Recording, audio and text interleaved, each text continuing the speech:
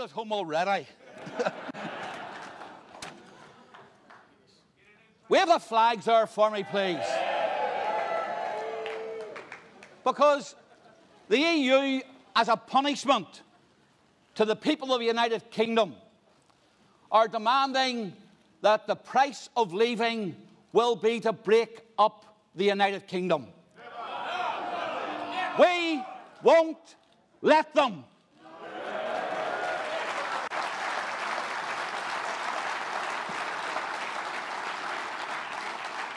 I've only got 10 minutes. These are not my notes. But I brought it along tonight because I wanted to show you what you pay. We're going to pay £39 billion for. £700,000 a page, nearly.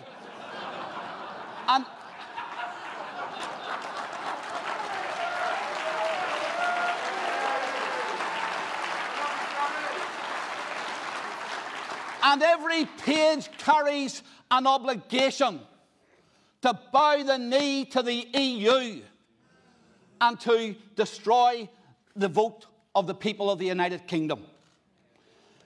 If we abided by this agreement, folks, all of what people voted for would not be delivered.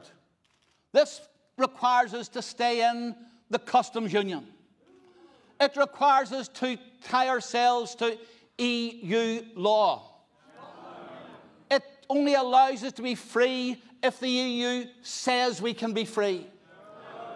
And even if we do decide that we want to break away, Northern Ireland will be left as an annex of the EU.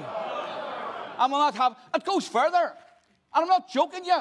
There's actually parts of this, if you look at Article 29 of the agreement, where we have to keep on putting out EU propaganda. And when we leave, according to Article 127, we can't even say bad things about them. And the Prime Minister says it's a good deal. Del Boy and Arthur Dilly would be ashamed to call it that.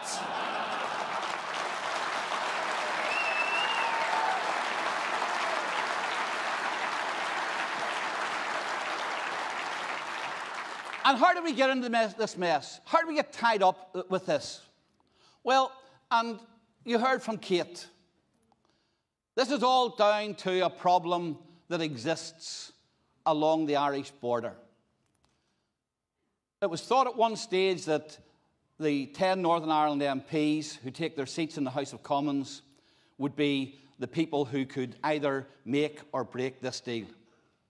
We're an irrelevancy now. Because there are that many people against this deal, we could sit at home and watch it on the TV.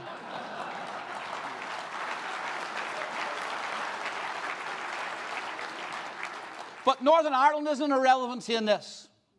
Because, of course, Northern Ireland is now being used by the EU in an attempt to keep the UK in the EU. And this was brought about when I think the EU, the negotiators sat down. How can we create a problem which creates a situation where we can say you cannot leave because there are such big problems? And the Irish government and the EU sat down and they contrived the biggest con trick that you could ever think of.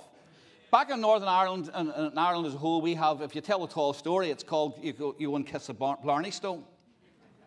In this case, they made love to the Blarney Stone, I think, when they came up with this one. Because, of course, the EU and the Irish government have created a problem which does not exist.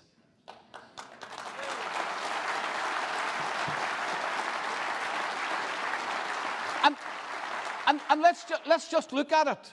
Let's just look at it. First of all, they say that you could not have us leaving the EU without a hard border. Now, I don't know what a hard border means yet, and nobody's ever explained it. And certainly, if by a hard border you mean that you have to have the border totally closed, We couldn't do that with 50,000 troops, with watchtowers, with patrols, with roads being blown up. We couldn't do it. And yet we're told it'll be a hard border. In fact, Leo Varadkar has suggested at one stage we might even have to have a Berlin Wall around the border. I don't know who's going to build it. Donald Trump, when he's finished at Mexico, might want to come over and do it for us too.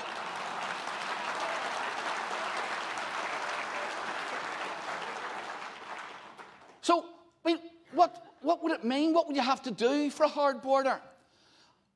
I'll tell you one thing, if 50,000 troops couldn't do it, a lot of barber poles across the main roads between Northern Ireland and the Republic won't do it either.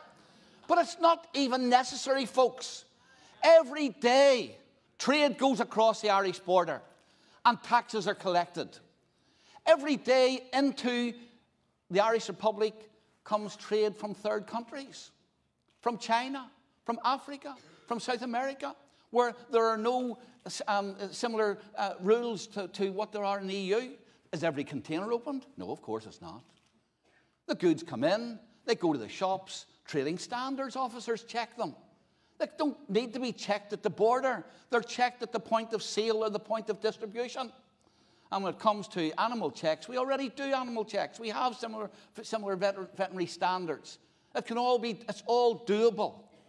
And yet we're told that this is necessary. It's a con trick, of course. It's a con trick devised to keep us in the EU. Now, the Prime Minister would say, oh no, it's only temporary. In fact, the EU don't even really want it. They spent a year and a half fighting for it.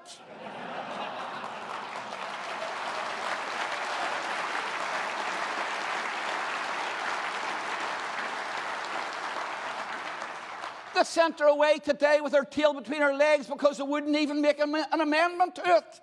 And we're told they don't want it. Of course the EU want it, because it's a way of keeping us in. And every action that they've taken shows that.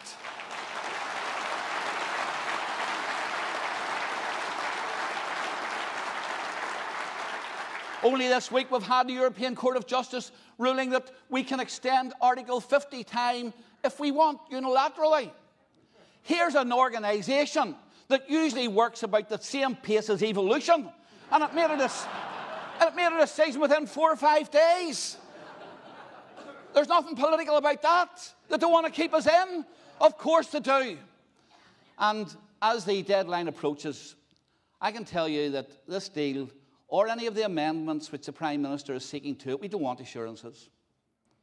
Assurances. I mean, listen, the assurances will be given by people who will not even be there after May, because there's European elections. They would have to be exercised by a government that might not even be in power when we have to do these things. So what are the assurances worth?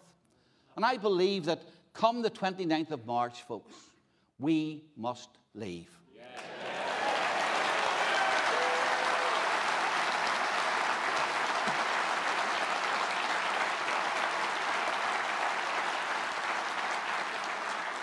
And unlike those who are spreading hysteria at the moment, I don't believe that leaving on those terms, leaving without an agreement with the EU, will be a disaster.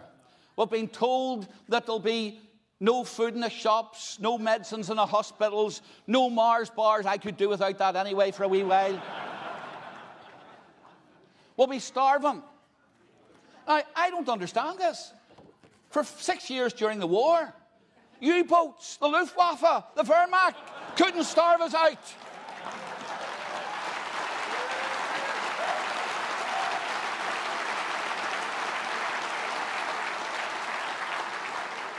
And yet we are told that a bunch of bureaucrats from Brussels, armed with the European Code of Customs, are going to stop all of our trade, are going to starve us out. In the words of the old Dad's Army theme, who do you think you're kidding, Mr. Hammond, if you think we'll fall for that?